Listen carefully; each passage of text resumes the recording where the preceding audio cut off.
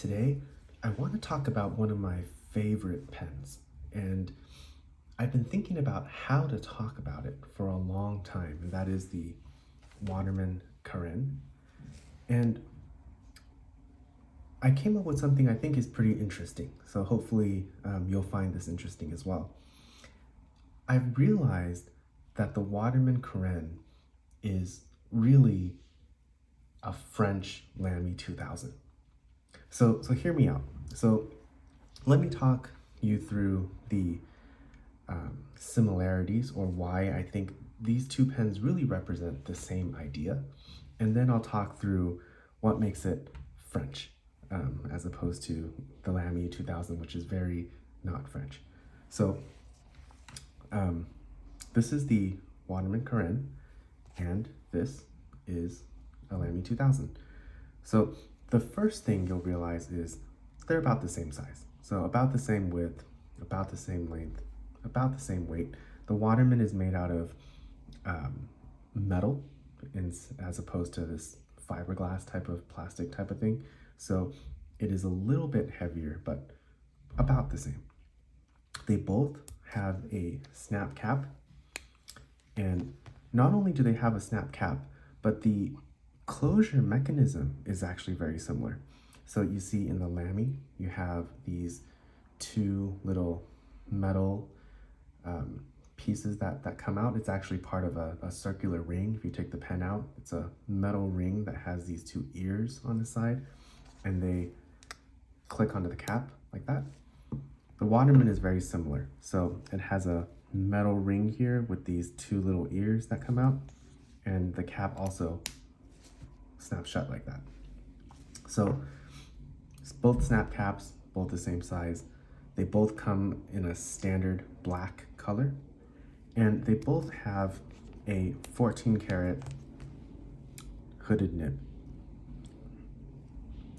Now, the Waterman, of course, the nib is a lot bigger, but same idea.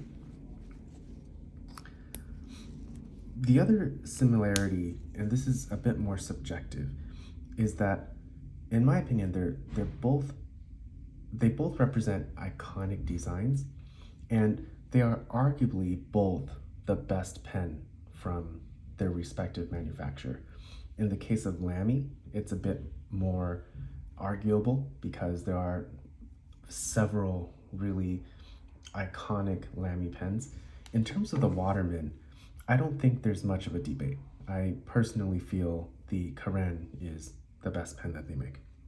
So similarities, they're very similar across a range of the size, the feel, the sort of the concept of having a snap cap, the way the nib looks, and sort of where they stand within their respective lineups.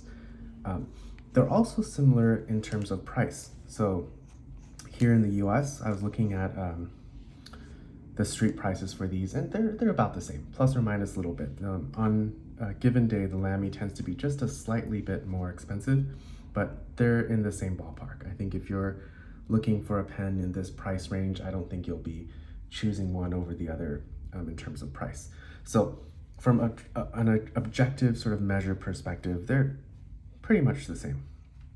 So why do I say this is a French take on the Lamy 2000? Well, so let's start by the looks.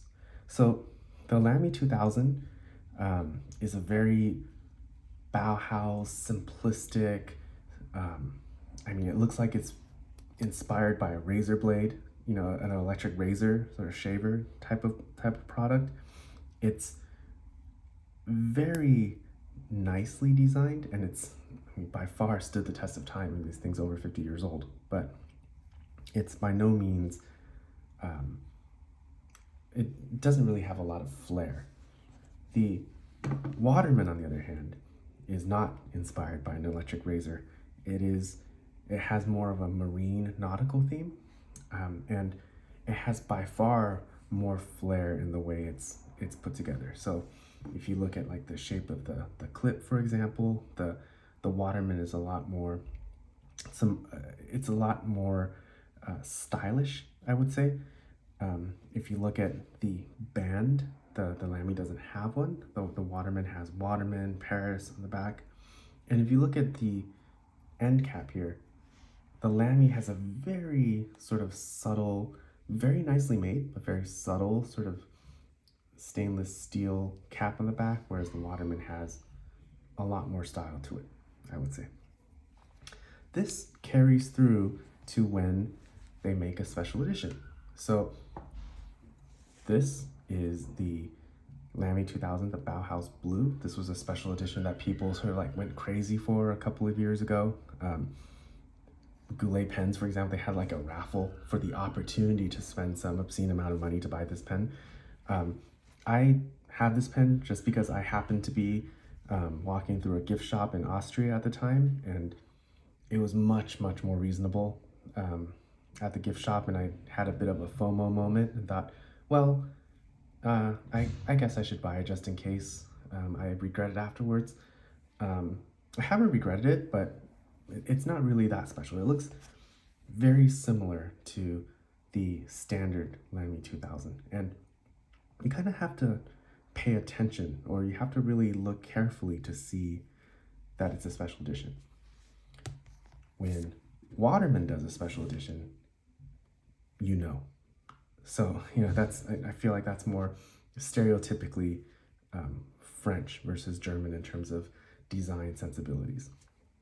And that comes through when we talk about design, it goes to the nib as well. So like I mentioned earlier, the Waterman nib is a lot bigger than the Lamy.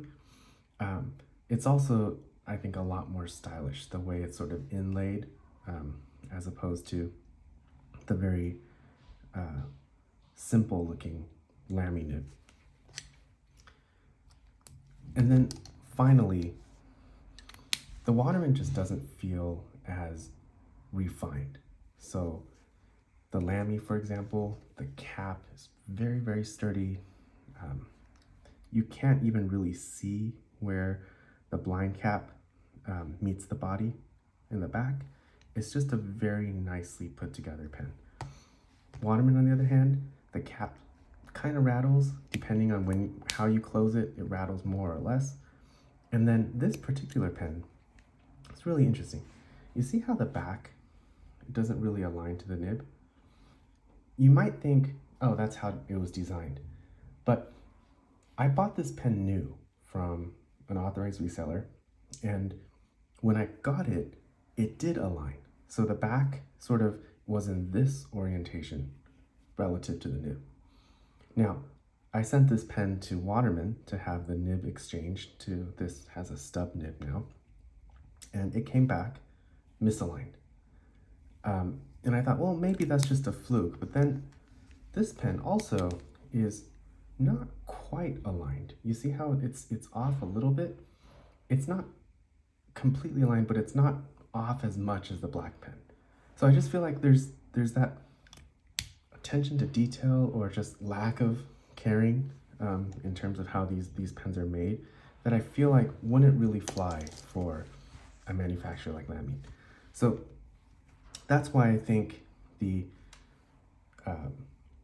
Waterman Carene is really just a French take on the 2000.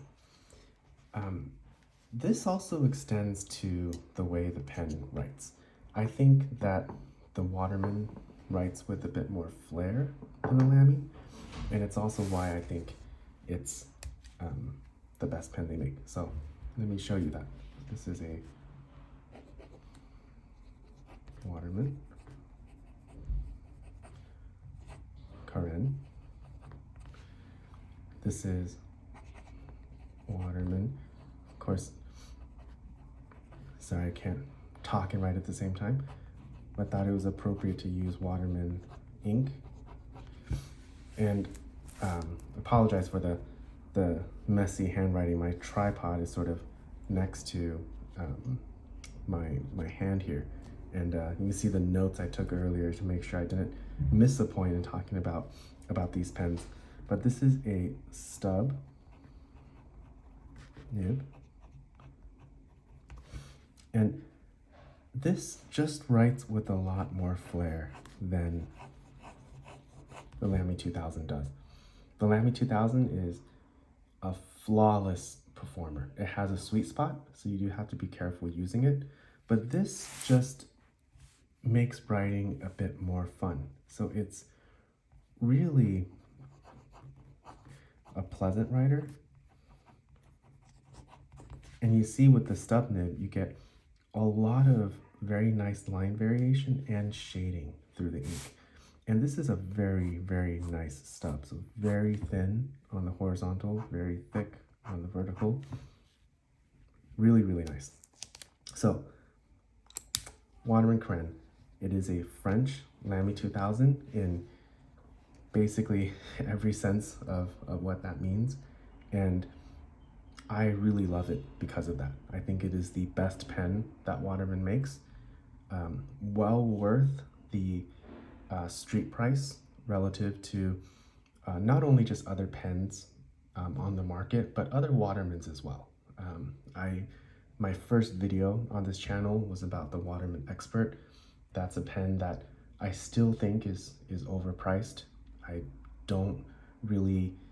like it, I just don't feel like it's really a special pen or really justified in how much it costs. There are more expensive pens from Waterman than the Carene. The exception is currently in their lineup and much more expensive than the Carene, and I don't really think you get as much there as well.